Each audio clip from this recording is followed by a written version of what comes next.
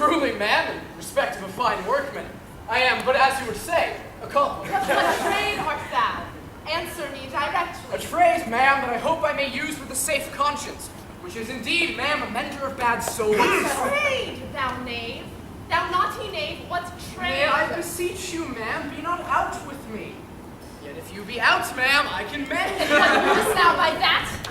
Mend me, thou saucy fellow? Why, ma'am, cobble you? Thou art a cobbler, art thou? I am indeed, ma'am, a surgeon to old shoes. And they are in great danger. I recover them. But wherefore art not in thy shop today? Why dost thou lead these men about the streets? Truly, ma'am, to wear out their shoes and get myself into more work. But indeed, ma'am, we make holiday.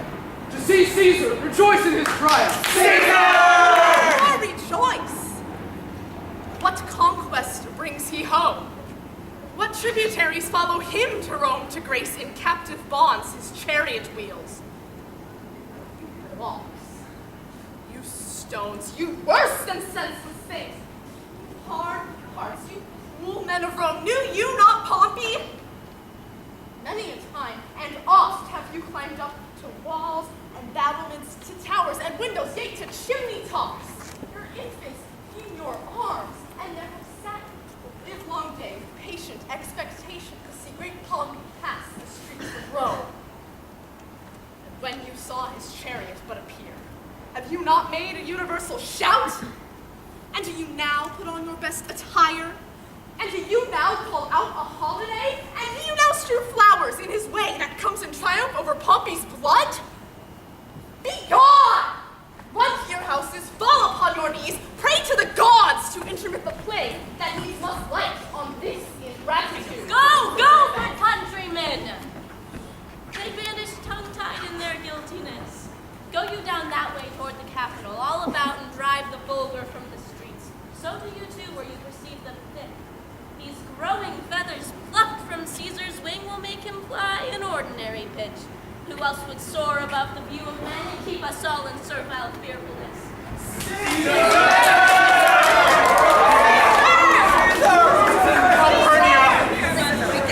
Stand you directly in Antonius' way, Calpurnia, when he doth run his course. Antonius! Caesar, my lord? Forget not in your speed, Antonius, to touch Calpurnia, for our elders say the baron, touched in this holy chase, shake off their sterile curse. I shall remember. When Caesar says do this, it is performed. Set on and leave no ceremonies out. Caesar! Ah, who calls? Who is it in the press that calls on me? I hear a tongue, shriller than all the music, cry, Caesar, speak! Caesar is turned to hear. Beware the eyes of March. Beware the eyes of March. What is that? The soothsayer bids you beware the Ides of March. What sayest thou to me now? Speak once again. Beware the eyes of March.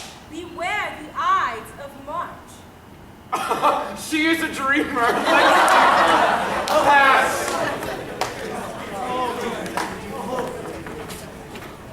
Will you go to see the orders of horse? Not I. I pray you do. I am not gamesome. I do lack some part of that quick spirit that is in Antony. Brutus, I do observe you now of late.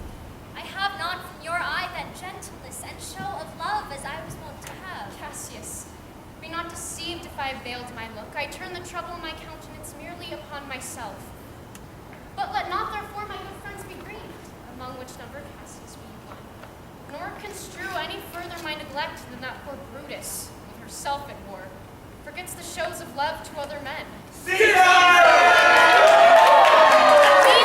shouting. I do fear the people choose Caesar as their king. Aye, do you fear it? Then I must think you would not have it so. I would not, Cassius, yet I love him well. What is it you would impart to me? If it be aught toward the general good, set honor in one eye and death in the other, and I will look on both indifferently. I know that virtue to be in you, Brutus, as well as I do know your outward favor.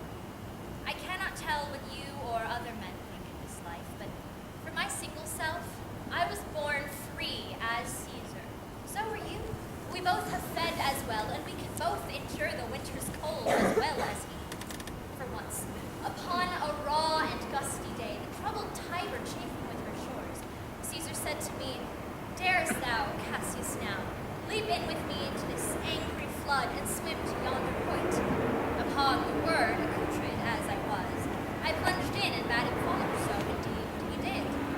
The torrent roared, and we did buffet it, but ere we could arrive at the point proposed, Caesar cried, "Help me, Cassius, or I sink."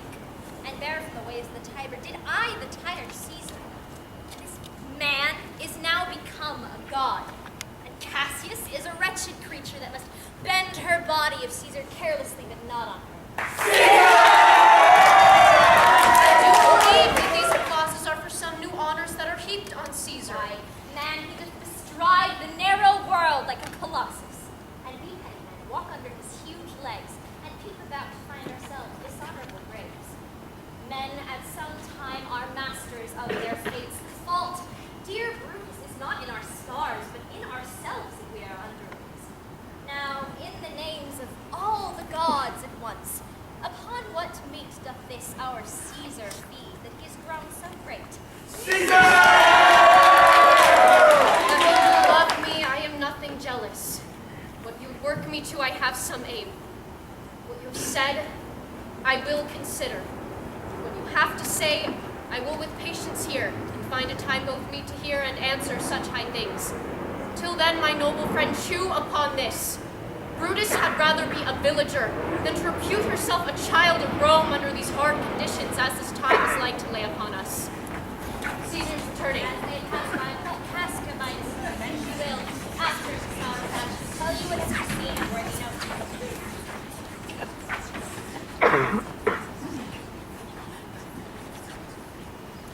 Antonius, Caesar, my lord.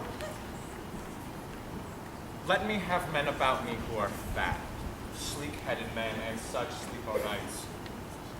Yon Cassius has a lean and hungry look. She thinks too much. Such ones are dangerous. Fear her not, Caesar. She's not dangerous. She is a noble Roman and well given. Oh, would she were fatter! But I fear her not. Yet, if my name were liable to fear, I do not know the man I should avoid. So soon as that, spare Cassius. She reads much. She is a great observer of men and looks quite through their deeds. She loves no plays. Such men as she be never at heart's ease, whilst they behold a greater than themselves. I rather tell thee what is to be feared than what I fear, for always I am Caesar. Caesar! Caesar! Caesar! Caesar!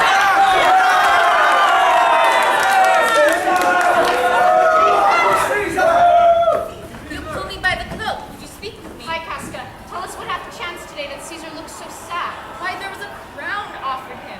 And being offered him, he put it by with the back of his hand thus, and then the people fell a-shouting. What was the second noise for? Why, for that too. They shouted thrice. What was the last cry for? Why, for that too. The crown was offered him thrice. I married was it, and he put it by thrice.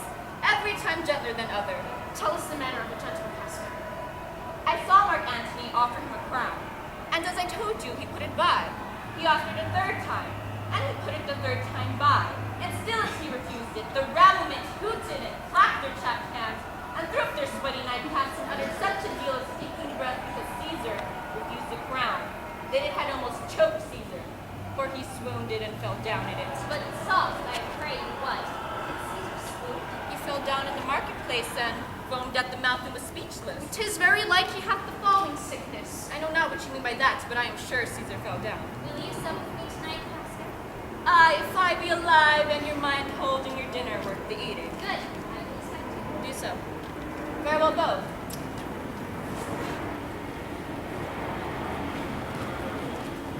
Good even, Casca. Why stare you so? Are not you moved when all the sway of earth shakes like a thing unfirm?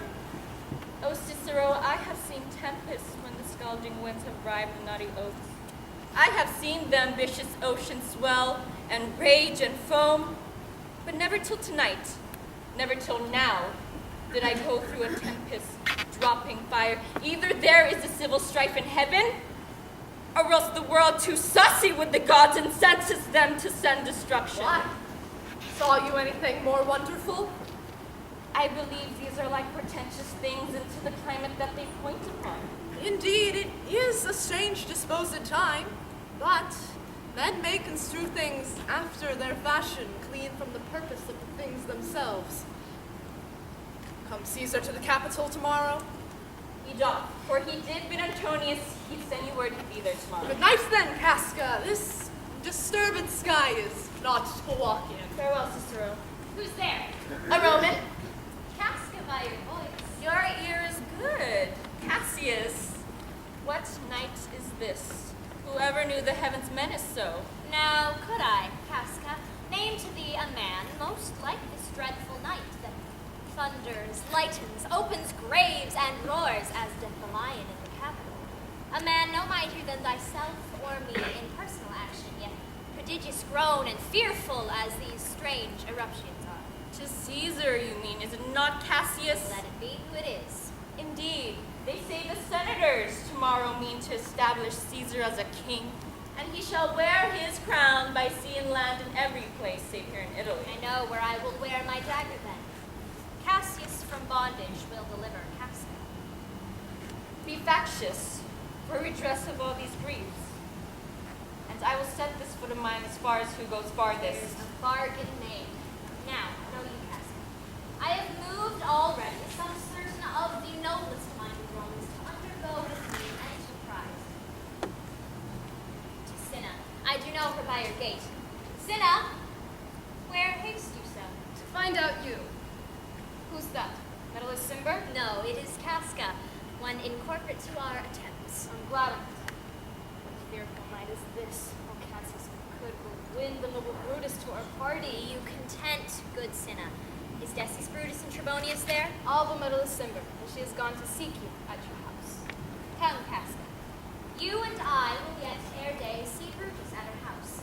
3 parts of her is ours already, and the one entire upon the next encounter yields her ours. Oh, she sits high in all the people's hearts, and that which would appear offense in us, her countenance, like richest alchemy, which leads to virtue and to worthiness. She and her worth and our great need of you right well conceded. Let us go, for it is after midnight, and ere day we will awake her and be sure. Lucius! I cannot, by the progress of the stars, give guess how near today. I would it were my fault to sleep so soundly. Calls he, my lord? Get me a taper in my study, Lucius, and when it is lighted, come and call me here. I will, my lord. It must be by his death.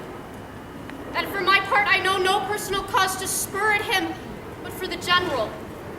He would be crowned, how that would change his nature, there's the question. It is the bright day that brings forth the adder and that craves weary walking. Crown him. The abuse of greatness is when it disjoins remorse from power. And to speak truth of Caesar, I have not known when his affection swayed more than his reason. The taper burneth in your closet, ma'am. Oh, get you to bed again. It is not day. Is not tomorrow, boy, the Ides of March? I know not. Go to the gate. Somebody knocks. Since Cassius first did wet me against Caesar, I have not slept. 'Tis like a hideous dream. Ma'am, 'tis your sister Cassius at the door who doth desire to see you. Is she alone? No, ma'am, there are more with her. Let him enter. They are the faction. I think we are too bold upon your rest. Good morrow, Brutus. Do we trouble you? I have been up this hour awake all night. Are these all that come along with you? Yes, every one of them. And no one here but honors you. They are all welcome. Give me your hands all over, one by one. And let us swear our resolution. No, not an oath. If not the face of men.